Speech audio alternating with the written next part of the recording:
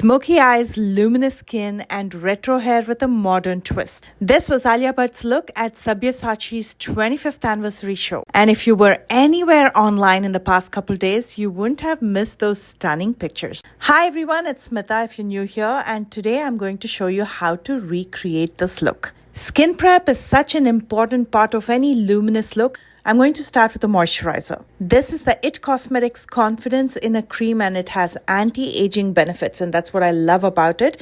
It's a very thick moisturizer. You can use what you have. I'm applying a generous amount on my face as well as neck. While this hydrates, you also need something to cover up all those fine lines and pores, for which I'm going to be using a primer. This is the One Size Secure the Glow Tacky Hydrating Primer. This does everything that it claims. It's glowy, it's hydrating, and it's tacky. And that's important because anything else that you apply over this, like concealer or foundation, needs to stick onto your skin to last longer. And the last step in the process is I'm going to hydrate my lips, for which I'm going to be using a lip stain by Jane Iredale. This works as a fantastic lip balm as well.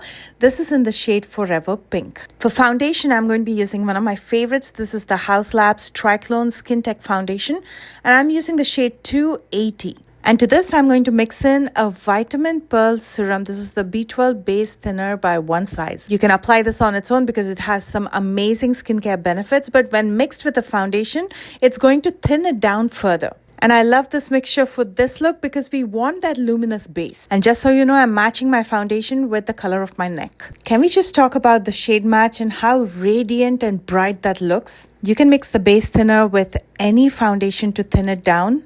I also love the fact that the B12 Base Thinner by One Size is non-comedogenic. It's dermatologist tested, and you can also use it on sensitive skin. For concealer, I'm going to be using Milani shade 145, which is warm beige. I'm only going to use it to cover up my dark circles and patches around my mouth. She also has a light contouring going on. It almost looks like a bronzer shade. So while the concealer is getting a little bit dry and tacky, I'm going to use a bronzer. This is from Physicians Formula, and I love the fact that it's like a crayon, so it's very easy to apply less in focused areas. So I'm going to be applying just a tad bit right under my cheekbones to contour my nose as well as my jawline. I'm using the Real Techniques foundation brush to quickly blend everything out. I love the formula of this product.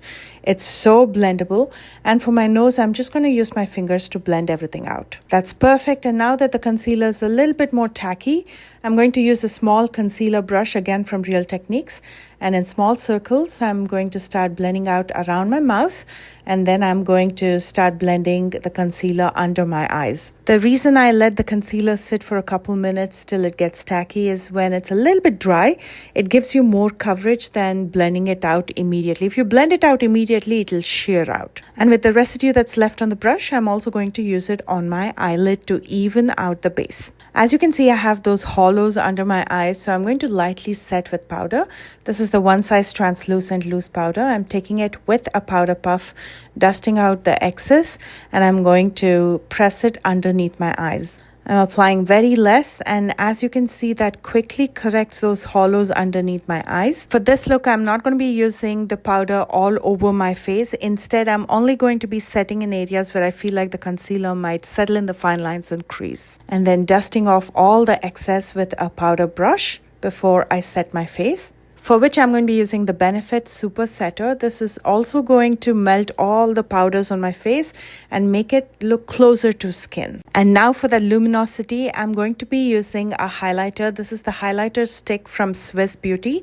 This is called Highlight It Up. I'm taking it with a Real Techniques brush, and I'm going to apply it to the highest points of my cheekbones. I'm taking very less at a time and pressing it onto my cheekbones so it gives me that beautiful illumination. It shouldn't look like a highlighter. It should look like you're glowing from within. And I'm also going to be using it on my forehead and the bridge and tip of my nose. This is how it's looking so far, and now we will move on to the brows and the eye makeup. Her brows were light, fluffy, filled, but feathered out. So I'm going to be using the Kokie Cosmetics pencil in chocolate brown, and I'm going to lightly fill in my brows. I didn't want to use a black pencil because I didn't want my brows to look really harsh.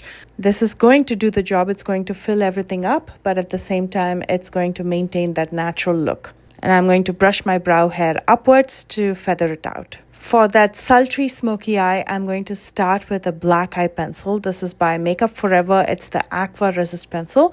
And I'm going to use it in my waterline as well as to tight line. I'm also going to be lining my top lash line, further using an angled brush to even this out. Using the black pencil first like this will give you a beautiful gradient look, which you'll see in a minute. From the ColourPop Precious Metals palette, I'm going to dip into this beautiful brown shade called Your Solid. And I'm going to use it at my crease with a blending brush, going back and forth from the inner to the outer corner. Her eyeshadow was dragged outward and upward in the outer corner, then that's exactly what I'm trying to do here. Again, keep on buffing and softening it out. And then I'm going to also take the same eyeshadow with a smaller definer brush.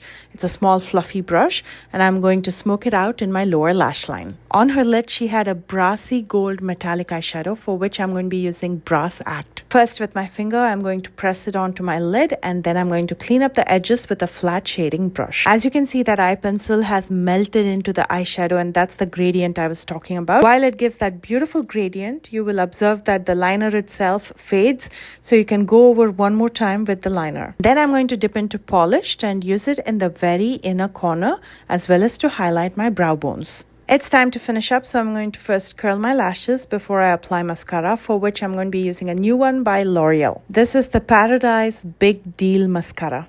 She doesn't have any lashes on, so I'm going to skip lashes as well. Instead, I'm going to be using a good coat of mascara both to my top as well as bottom lashes. And here's the finished eye look. Looks very classy. And because this is bronzy gold neutral, you can wear this look with any outfit. I had to go through several of her pictures only to realize that she did have a light blush. So I'm going to be using this light luminous blush by LH Cosmetics in Sketch. And because we didn't really powder the cheeks, this is not going to look patchy or cakey. Just be careful while applying any cream products over powder. Sometimes they can get cakey. For that beautiful nude pink on the lips, I'm going to be using the Estee Lauder lipstick in Wrong Number. But before that, I'm using a brow pencil to lightly shape my lips. You can, of course, also use a lip liner. I prefer brow pencils because they just don't feather out in the edges. Especially if you have cracked lips or if you have mature skin, sometimes lip liners do feather out in the edges. So this is the trick I use. I use a brow pencil and they stay intact because they're a little bit more dry than a creamy lip product. So they don't feather out easily. That lipstick shade is stunning, and I'm going to be using a flat shading brush to make sure everything is evened out. So that's it on the makeup. For the hair, her hair was tied in a bun and there was a retro wave going on in front. So let's try to create that. I'm going to section out the front portion for that retro wave, and I'm going to tie my hair in the back. I'm just using hairpins to secure everything in place. And then I'm going to further section my hair in front into two parts, and I'm going to curl each part with a 1.5-inch curler. This one's from Beach Waver, and I'm going to link everything in the description box below. And all I'm doing now is pinning that hair in the back, and I'm using a boar bristle brush to hold my hair in front. I'm just going to hold it straight up so it stays that way. I'm going to quickly change into my black sari, and I know the earrings don't match. I didn't have anything close to what she was wearing. I tried a few different options and this looked so beautiful because it has that contrast. I'm not a very matchy girl. I like a little bit of contrast. I feel like something needs to stand out, but let me know your thoughts. How did you like this look? Comment below and let me know. And if you enjoyed this video, as always, please don't forget to thumbs up. And if you're new here, please consider subscribing. Check out my description box for information on every product that I used today, along with links to my social media in case you plan to follow me there. I love you guys so much, and I will see you soon with a brand new one. Bye, guys.